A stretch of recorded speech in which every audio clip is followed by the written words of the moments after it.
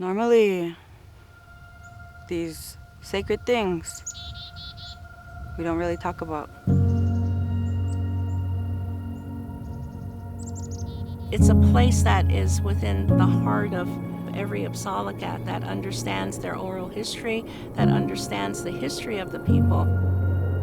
It's part of the fabric of Crow life. In the Apsáalooke language, they call this place Awaxaawippíia. Awaxaawa means mountain, and Pia, some people say ominous, some people say angry. Either way, it's kind of a connotation that is of great power that is not necessarily pleasant. When I was a kid, the stories that I had heard just made me hold them in such high regard. They needed to be treated with respect.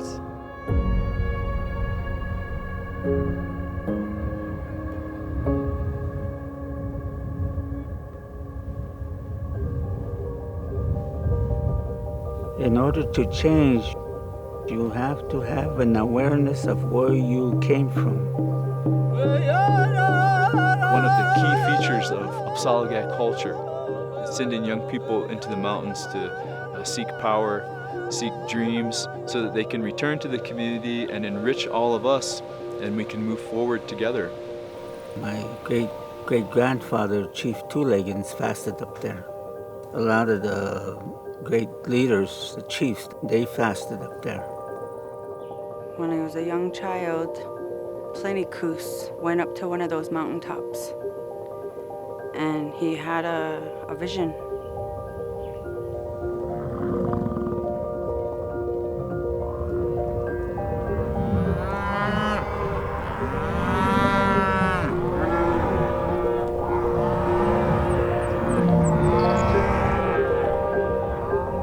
When Tennison came here, he was just following a long tradition that had begun so many generations before him. And it was the elders who were able to interpret that dream and able to make decisions based upon it. That we should never fight the white people, that we should never engage in any kind of a war against them. It would not be in our best interests. That vision that one child got still affects us today.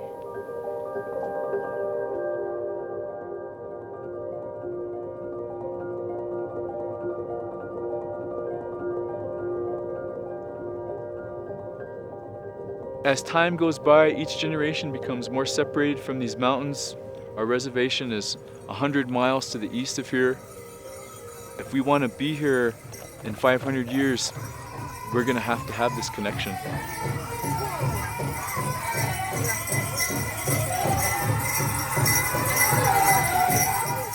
Even today, we have young men go on vision quests there because they believe that it's a source of power. Guidance, direction is through the vision. It's through the fasting place because it's pure there. You're not getting anyone other than the Creator guiding you. When you're up there, when you're by yourself, you're sacrificing yourself.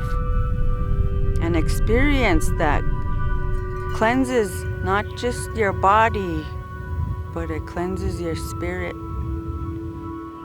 And when you're done, you come out clean. My tribe, through colonization, has been through a meat grinder. That's what it feels like.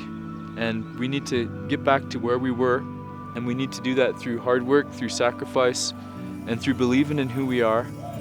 And that's what coming to the Crazy Mountains is about. Thank you very much, singers. Let's give them a big round of applause. Some great singing going on over there. When I was younger, I always said, this is a place that I want to bring my kids because I know that they're going to feel that connection to their culture and their history. We would come get teepee poles. My grandfather would go hunting up here. I have a 9-month-old, and this is her first time coming up in here. As soon as we started getting closer, she started singing and laughing, and it's a whole different feeling. You can see it in their face. She feels something here. It's not something that is understood in the mind, it's something that's understood in the heart. That's how we awaken our children to becoming Apsáalooke, for them to feel in their hearts that this connection is not only to each other, but it's to the very ground that we stand on. When we look to that mountain, we see its spiritual strength. And it would be nice if it was just left untouched, not exploited, just left alone. In these mountains, the feeling of peace and connectedness, you can almost get lost in it.